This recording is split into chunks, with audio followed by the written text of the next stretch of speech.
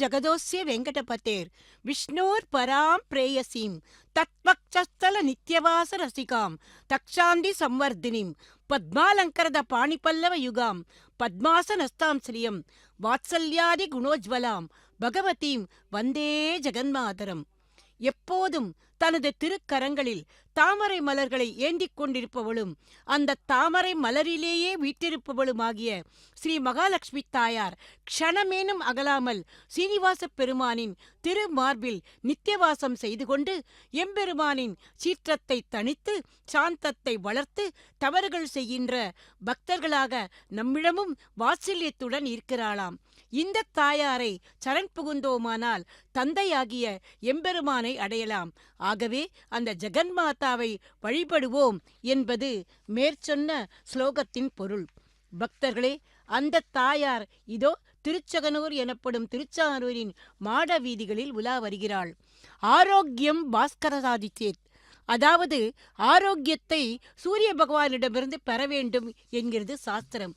ஆகவேதான் இந்த சூரிய ஜெயந்தியை இந்த ரதசப்தமி நாளன்று நாம் வழிபடுகிறோம். பக்தர்களே, நமது திருமலையானுக்கு நடைபெறும் அனைத்து உற்சவங்களும் வாகனங்களும் திருச்சானூரில் தனியாட்சி செய்யும் தனது பிராணேஸ்வரியான சுதந்திர லக்ஷ்மியான பத்மாவதி தாயாருக்கும் நடைபெற வேண்டும் என்பது திருவேங்கடமுடையானின் கட்டளை. அதன்படியே சூரிய ஜெயந்தியான இன்றைய ரத சப்தமி திருநாளில் திருமலையான் எப்படி 7 வாகனங்களில் எழுந்தருளி வீதிகளில் உலா வந்து பக்தர்களை ரட்சிக்கிறாரோ அதே போல நமது தாயாரும் இதோ இப்போது அம்ச வாகனத்தில் எழுந்தருளி வீதி உலா வந்து பக்தர்களை கடாட்சிக்கிறாள். இதில் ஒன்றை நாம் கவனிக்க வேண்டும். பகவானை நாம் ரட்சிப்பவர் என்று கூறுகிறோம், ஆனால் தாயாரை கடாட்சிப்பவள் என்று கூறுகிறோம். ஏன் தெரியுமா? லக்ஷ்மி கடாட்சம் என்பது அத்தனை உகந்ததாம். இந்த கடாட்சம் பெற்றவர்கள் செல்வத்தை மட்டுமல்ல மோட்சத்தையும் அடைகிறார்கள் என்பது முக்காலும் உண்மையல்லவா? இதற்கு எத்தனையோ உதாரணங்கள் உள்ளன. அதை இப்போது நாம் பின்னால் பார்க்கலாம். இப்போது முதலில் அந்த தாயாரின் இந்த ஹம்ச வாகனத்தை பற்றி தெரிந்து கொள்வோம். பக்தர்களே, ஹம்சம் என்பது தமிழில் அன்னம் என்பார்கள். அன்னம் எப்படி தண்ணீரையும் பாலையும் பிரித்து பாலை மட்டும் உண்கிறதோ அதே போலத்தான் நமது தாயாரும் நம்முடைய பாப்பங்களை எல்லாம் நீக்கிவிட்டு நம்மிடம் உள்ள நல்லதை மட்டும் எடுத்து எம்பெருமானுக்கு சொல்வாளாம். ஆகவே நமது தாயார் இப்போது இந்த ஹம்ச வாகனத்தில் எழுந்தருளுவது மிகவும் பொருத்தமல்லவா? அது மட்டுமல்ல, நம்முடைய சாஸ்திரத்தில் சொல்லப்படுவது, சாஸ்திரத்திலும் நீதியிலும் உயர்ந்து போன துறவிகளை கூட பரமஹம்சர்கள் என்றுதான் சொல்வார்கள். பரமஹம்சர் என்பதற்கு அவர்கள் எல்லா விதத்திலும் உயர்ந்தவர்கள் என்று பொருள். அப்படிப்பட்ட உயர்ந்த ஒரு போற்றுதலுக்கு உரியது ஹம்சம். அதே போல ஹம்சத்துக்கு இன்னொரு பேரும் உண்டு, அதுதான் தூதன். எப்படி காளிதாசனைப் போல வேதாந்த தேசிகரும் ஹம்ச சந்தேசம் என்று ஒரு காவியம் இயற்றியிருக்கிறார். இது யக்ஷனைப் போன்று சாமானிய வியக்தியை பற்றியதல்ல. ராமனும் சீதாதேவியும் தான் இங்கே முக்கிய பாத்திரங்கள். அவர்களுடைய மேன்மைக்கு ஏற்றவாறு பட்சை ஜாதியில் சிறந்ததும் தூய்மை வாய்ந்ததுமான ஹம்சத்தை தூதனாக கற்பனை செய்கிறார் சுவாமி ஆச்சாரியர் தேசிகர். இதுவும் பொருத்தமே. ஹம்சம் பிரம்மாவின் வாகனம் என்பதோடு பகவானே ஒரு அவதாரத்தில் ஹம்சமாக வந்து பிரம்மாவுக்கு வேதங்களை உபதேசித்ததாக நமது முன்னோர்கள் கூறுகிறார்கள். லங்கையில் இருந்து திரும்பி வந்த ஹனுமான் வாயிலாக சீத்தை அங்கே சிறைப்பட்டு அல்லல்படுவதை அறிந்த ராமன் தான் விரைவிலேயே வந்து ராவணனை வென்று அவளை மீட்பதற்கான செய்தியை ஹம்சத்தின் மூலம் அனுப்புவதாக இந்த ஹம்ச சந்தேசம் என்கிற காவியம் அமைந்திருக்கிறது. மேகதூதத்தைப் போல இதுவும் ஒரு வர்ணனை காவியம். ஆனால் இது வேதாந்தாச்சாரியர் இத்தோடு திவ்ய தேசங்களையும் இணைத்திருக்கிறார் என்றார் பாருங்கள். திருவேங்கடம், திருக்கச்சி, திருவெள்ளரை, திருமாலிருஞ்சோலை போன்ற ஸ்தலங்களில் உள்ள அர்ச்சாவதாரங்களின் சிறப்பை எல்லாம் விவரமாக சொல்கிறார் இந்த ஹம்ச சந்தேசம் என்னும் அந்த நூலில். பின்பு ஸ்ரீராமன் பட்டாபிஷேகத்துக்கு பின் அயோத்தி மன்னர் தொழுத பெரிய பெருமாளை விபீஷணனுக்கு பரிசாக அளித்தார் அல்லவா? அப்போது அவர் பெருமாளுடன் தென்திசை இலங்கை நோக்கி வந்து கொண்டிருந்த போது காவிரி கரையில் ஸ்ரீரங்க விமானத்துடன் சேஷபீடத்தின் மேலேயே சயனித்து விட்டாராம். இதையும் ராமனே ஹம்சத்திடம் சொல்வது போல வேதாந்தாச்சாரியர் காவியத்திலே இணைத்திருக்கிறார். அந்த ஹம்ச சந்தேசத்தில் எத்தனையோ தத்துவம் அடங்கியிருக்கிறது. மாயமானிடம் சற்றே மதிமயங்கி ராவணனிடம் சிக்கிய அந்த சீதையை ஸ்ரீராமன் மீட்டது போல உலக மாயையில் சிக்கி திசை தெரியாமல் அல்லல்படும் ஜீவாத்மாக்களை காப்பாற்றி தன்னிடம் இணைத்துக் கொள்ளும் அந்த காரியத்தில் பகவான் நிரந்தரமாக ஈடுபட்டு கொண்டிருக்கிறார்.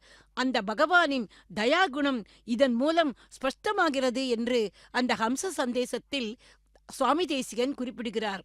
அது மட்டுமல்ல, சீதா தேவி அசோகவனத்தில் ராமனின் நினைவாகவே தியானம் செய்தது போல நம் போன்ற ஜீவாத்மாக்களும் பகவானையே நினைத்து கொண்டு அந்த ஹம்சத்தை போன்ற தூய்மையை அடைய வேண்டும். ஏனென்றால் ஹம்சம் வெண்மையானது. வெண்மை எப்போதுமே தூய்மைக்கும் பரிசுத்தத்துக்கும் ஒரு அடையாளம். ஆகவே அது போன்ற தூய்மையை நாம் அடைய வேண்டும் என்று இதே ஹம்சதேச காவியத்தில் கூறுகிறார் சுவாமி தேசிகன். அது மட்டுமல்ல, 2ஆம் பகுதியில் சீத்தை மீட்கப்பட்டு ராமனிடம் ஒன்று சேர்வதையும் வேதாந்தாச்சாரியர் வர்ணிக்கிறார். பக்தர்களே, அவருடைய அந்த நோக்கம் இதன் மூலம் நமக்கு பரிபூர்ணமாக தெரிகிறதல்லவா? இதில் வேடிக்கை என்னவென்றால், திரேதா யுகத்தில் ராமன் சீத்தையிடம் ஹம்சத்தை தூதுவிட்டார். ஆனால் பின்பு துவாபர யுகத்தில் பார்த்தோமானால் பாண்டவர்களுக்கும் கௌரவர்களுக்கும் இடையே போர் நடந்து அதில் அப்போது கிருஷ்ணன் தான் துவாரகை மன்னன் என்ற கௌரவம் பாராட்டாமல் போர் என்றால் எத்தனையோ பேர் மரணமடைவார்கள், அந்த உயிரிழப்பை தடுக்க வேண்டும் என்பதற்காக தூதனாக திருதராஷ்டிரனின் சபைக்கு செல்கிறார். ராஜ்ய பிரிவினை ஒப்புக்கொள்ள முடியாது என்று சாதித்த துரியோதனிடம் கண்ணன் எப்படிப்பட்ட தூது சொல்பவனாகவும் சென்றார் என்பது அது மட்டுமல்ல, அந்த காரணங்களையும் விளக்குகிறார்.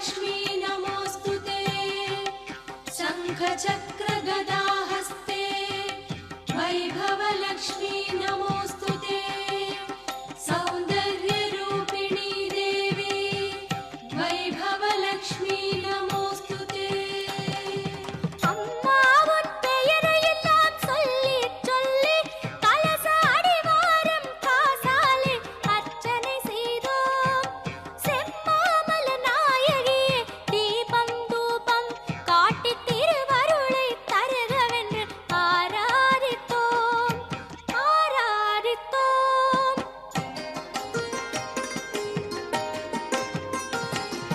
வைபோக வாழ்வு தர வர வேண்டுமே எங்கள் வைபவமே வைபவ மகாலட்சுமியே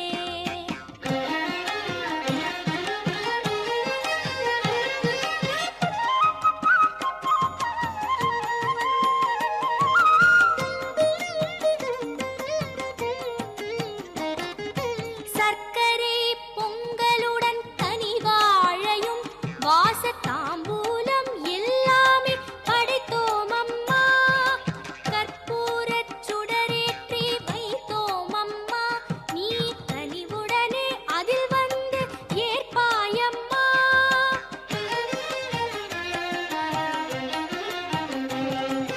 சுக்கிரவார வெள்ளி எட்டில் தாயே உன்னை துதிபாடி வரவேற்று பணிந்தோம் அம்மா சுமனச வந்தித சுந்தரி மாதவி சந்திர சகோதரி ஹேமமயே முனிகணமண்டித மோட்ச பிரதாயினி மஞ்சுள பாஷிணி வேதனுதே ஜய ஜய லக்ஷ்மி வைபவ லக்ஷ்மி ஜய ஜய லக்ஷ்மி பாலய மா சுக்கிரவார வெள்ளி எட்டில் தாயே உன்னை துதிபாடி வரவேற்று பணிந்தோம் அம்மா பக்தரிங்கள் குறை தீர துயர் தீரவே ஸ்ரீ பத்மாவதி தாயே வருவாயம்மா வருவாயம்மா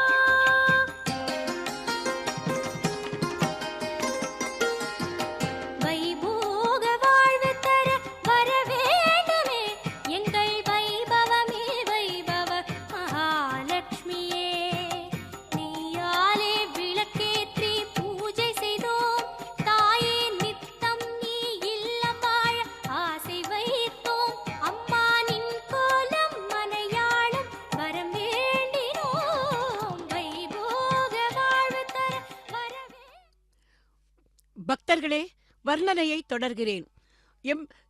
எப்படி ஹம்சம் தூது சென்றதோ அதே போல கண்ணன் தானே தூது சென்றதை பற்றி பேசிக் கொண்டிருந்தோம். கண்ணனின் தூத காரியம் மகா பாபம் செய்தவர்களுக்கு கூட மனமாற்றத்துக்கும் ஒரு மன்னிப்பு கோருவதற்கும் சந்தர்ப்பம் அளிப்பேன் என்கிற அந்த பகவானின் தயாகுணத்தை காட்டுகிறது. பக்தர்களே, அந்த தயாகுணத்தை வர்ணித்துதான் சுவாமி தேசிகன் தயாசதகம் என்கிற நூலை இயற்றினார் என்பது தெரியுமல்லவா? அப்போது அந்த தயா சதகத்தில் நமது தாயாரே தயாதேவியாக அந்த எம்பெருமானின் திருக்கண்களில் சேர்வதாக குறிப்பிடுகிறார் சுவாமி தேசிகன். அந்த தயாதேவியான அந்த தாயார் இதோ இப்போது இந்த உற்சவ சமயத்தில் அந்த புனிதமான தூய்மையான ஹம்சத்தை வாகனமாக கொண்டு அதன் மேல் எழுந்தருளி இதோ திருச்சானூர் மாட வீதிகளில் பவனி வந்து கொண்டிருக்கிறாள். அந்த திருக்காட்சியை இப்போது நாம் தரிசித்துக் கொண்டிருக்கிறோம். லக்ஷ்மி எனும் சொல், அதுவே லட்சியத்தே அனையா இதி லக்ஷ்மி என்கிற இலக்கணத்தின்படி அனைவரையும் தனது குளிர்ந்த பார்வைக்கு இலக்காக்குபவள் என்று ஒரு பொருளாம். கருணையே உருவான அந்த ஸ்ரீ மகாலட்சுமி தாயார் ஜீவராசிகளான நம் அனைவருக்கும் தாயார். ஆகவே அவள் ஜெகஜனனி. 14 புவனங்களுக்கும் அதிபதியான ஜகத்காரணனான ஸ்ரீமன் நாராயணனுக்கு பத்தினி. ஆகவே அங்கே திருமலையில் ஸ்ரீமன் நாராயணனான அந்த திருவேங்கடமுடையானுக்கு நடைபெறும் அத்தனை உற்சவங்களும் இதோ இங்கே கோலாகலமாக நமது தாயாருக்கும் நடைபெற்று கொண்டிருக்கிறது. அப்போது சூரிய பிரபையில் தாயாரை சேவித்தோம். இதோ இப்போது அடுத்து இந்த ஹம்ச வாகனத்தில் தாயாரை நாம் சேவித்துக் கொண்டிருக்கிறோம். திருவான லக்ஷ்மி, திருமாலான ஸ்ரீமன் நாராயணன், இவர்கள் இருவருமே சூரியனும் ஒளியும் போல எப்போதும் இணைபிறையாமல் இருப்பவர்களாம். வேதாந்தம் யார் முழுமுதற் கடவுள் என்று தேடும்போது ஸ்ரீமன் நாராயணனின் திருமார்பில் ஸ்ரீ மகாலட்சுமி வீற்றிருப்பதைக் கண்டதும் இவரே பரபிரம்மம் என்று உறுதியிட்டதாம். ஆகவேதான் எம்பெருமானை ஸ்ரீயப்பதி, ஸ்ரீபதி, ஸ்ரீநாதன் என்று இந்த தாயாரை முன்னிட்டுக் கொண்டே நாம் வழிபடுகிறோம் அல்லவா? பெரியாழ்வார் திருக்கோவிலூர் திவ்ய தேசத்தில் எம்பெருமானை முதலாக தரிசித்த போது அவரது திருமார்பில் முதலில் தரிசித்தது யாரை? ஸ்ரீ மகாலட்சுமியை. திருக்கண்டேன் பொன் மேனி கண்டேன் என்று பாசுரமிட்டார். எம்பெருமான் ஸ்ரீமன் நாராயணனே சுந்தராங்கதன் என்றால் அவரது திருமார்பில் வீற்றிருந்து அவரது பேரழகுக்கு இன்னும் அழகூட்டுகிறாளாம் நமது பிராட்டி. நீருண்ட கார்மேகத்தின் நடுவில் மின்னல் ஒளிர்வது போல நீலமேக சியாமளனின் திருமார்பில் செந்தாமரை நிறத்தினால அந்த லக்ஷ்மி ஸ்ரீவத்சம் என்கிற அந்த மருவை பீட்டமாக கொண்டு அமர்ந்து எம்பெருமானின் அந்த திருமேனிக்கு இன்னும் அழகையும் சோப்பையையும் அளிக்கிறாளாம். பக்தர்களே, இதைத்தான் சுவாமி தேசிகன் தன்னுடைய ஸ்ரீஸ்துதியில் மானாதீத பிரதித விபவா மங்களம் மங்களானாம் வட்சக பீட்டிம் மதுவிஜயனோ பூஷயந்தீம் சொகாந்தியா பிரத்யஷ்டானுஸ்ரவிக மகிம் பிரார்த்தீனாம் பிரஜானாம் ஸ்ரேயோ மூர்த்திம் ஸ்ரீயம் சரணகத்வாம் சரண்யம் பிரபத்தியே என்று குறிப்பிட்டிருக்கிறார். அதாவது மது என்கிற அசுரனை வெற்றி கொண்ட எம்பெருமானான ஸ்ரீ மகாவிஷ்ணுவின் திருமார்பாகிய பீடத்தை உன்னுடைய காந்தியால் ஒளியால் பிரகாசமாக்குபவர்கள் நீதானே. அந்த தாயாரே, உன் பாதங்களை நான் சரணமடைகிறேன் என்கிறார். பக்தர்களே, அன்று சுவாமி தேசிகன் சரணமடைந்தது போல நாமும் இதோ இந்த திருச்சானூரில் இந்த ஸ்ரீ பத்மாவதி தாயாரின் திருவடிகளை இந்த ரசசப்தமி திருநாளன்று சரணமடைவோம். அப்படி சரணமடைந்தால் தாயார் நமது பாப்பங்களை எல்லாம் எப்படி அன்னம் பாலையும் தண்ணீரையும் பிரித்து உண்கிறதோ அதே போல நமது பாப்பங்களை எல்லாம் பிரித்து அகற்றிவிட்டு நம்மையும் தூய்மையானவர்களாக ஆக்கி எம்பெருமானிடம் அனுப்புகிறாள். அப்படிப்பட்ட ஒரு அழகான ஒரு கடாட்சத்தை நமக்கெல்லாம் அளித்து நமக்கு அப்படி ஒரு உபகாரமாக இருக்கிறாளாம் தாயார். அதோ பாருங்கள், கஜேந்திரன். ஆக மொத்தத்தில் ஹம்சம் மட்டுமல்ல, நானும் தாயாருக்கு கைங்கரியம் புரிவேன் என்று வந்து கொண்டிருக்கிறது இந்த கஜம். அதுவும் நமக்குத்தான் தெரியுமே, தாயார் அந்த பார்க்கடலிலிருந்து உதயமாகும் போது அவளது இரு பக்கத்திலும் அந்த 2 கஜங்கள் அந்த தாயார் ஸ்ரத்தை பக்தி அடையாளமாக அந்த தாயாருக்கு அபிஷேகம் செய்வதை நாம் பார்க்கிறோம் அல்லவா?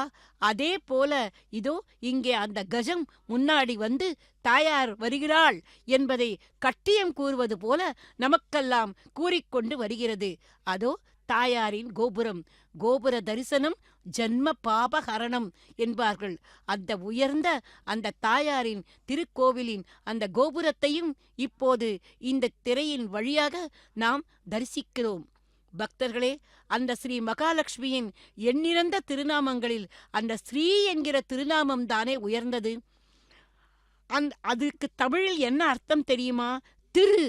திரு என்ற தூய தமிழ்தான் ஸ்ரீ என்கிற வடமொழி பெயர். அது இந்த தாயாரின் மங்களத்தன்மை, செல்வ உடைமை, கௌரவம், முதன்மை ஸ்தானம் இது எல்லாவற்றையும் நமக்கு உணர்த்துகிறது. நமக்கு செல்வத்தை தருபவள் திருமகள். ஆனால் பிராட்டி பெரும் செல்வமாக கொள்வது யாரை தெரியுமா? எம்பெருமான் ஒருவரைத்தான். ஆகவேதான் திருமங்கையாழ்வார் திருவுக்கும் திருவாகிய செல்வா தெய்வத்துக்கரசே என்று பெருமாளை அழைக்கிறார். அதாவது தெய்வம் தாயார், அந்த தாயாருக்கு அரசன் ஸ்ரீமன் நாராயணன், அதாவது திருவேங்கடமுடையான். ஆகவே தெய்வத்துக்கரசே, திருவுக்கும் திருவாகிய செல்வா. திரு யார்? மகாலட்சுமி தாயார். அந்த தாயாருக்கு யார் செல்வம்? நமது ஸ்ரீமன் நாராயணன். ஆகவே திருவுக்கும் திருவாகிய செல்வா என்று அந்த எம்பெருமானை இந்த தாயாரை முன்னிட்டு கொண்டே போற்றுகிறாள். திருமகளான தாயாரே எம்பெருமானுக்கு புருஷகாரமாக விலகுபவள் அல்லவா? இந்த புருஷகாரம் என்பதற்கு இன்னொரு அர்த்தம் கூட உள்ளது. அதாவது புருஷனாக நடந்து கொள்ளாதவரை திருத்தி உண்மையான புருஷன் ஆக்குவது. எப்படி ஒரு புருஷனாகப்பட்டவன் தன்னுடைய உயர்ந்த லட்சியத்தை நோக்கி தைரியமாக முன்னே செல்ல வேண்டும் அல்லவா? ஆனால் ஜீவாத்மா பாவம் எம்பெருமானை பக்தியுடன் அணுக முடியாதபடி பாபங்கள் அவனை தடுக்கின்றன.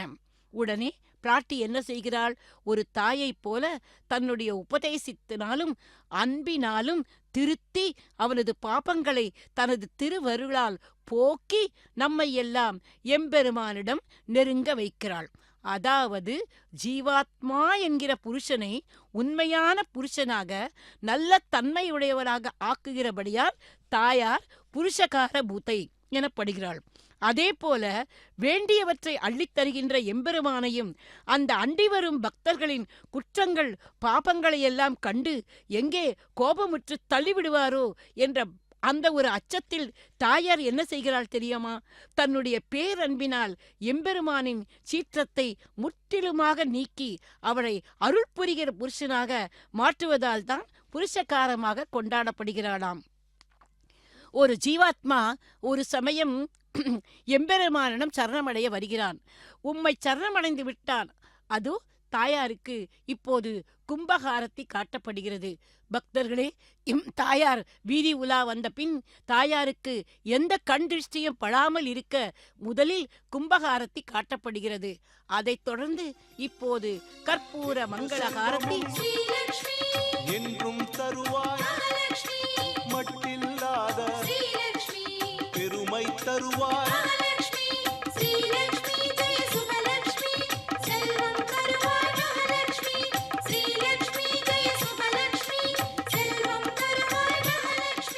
செல்வத்திருவே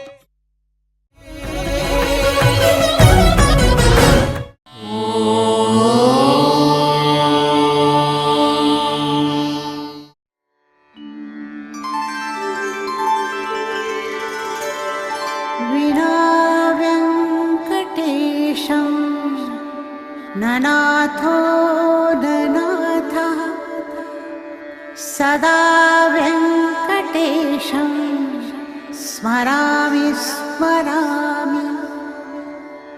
हरे वेङ्कटेश प्रसीद प्रसीद.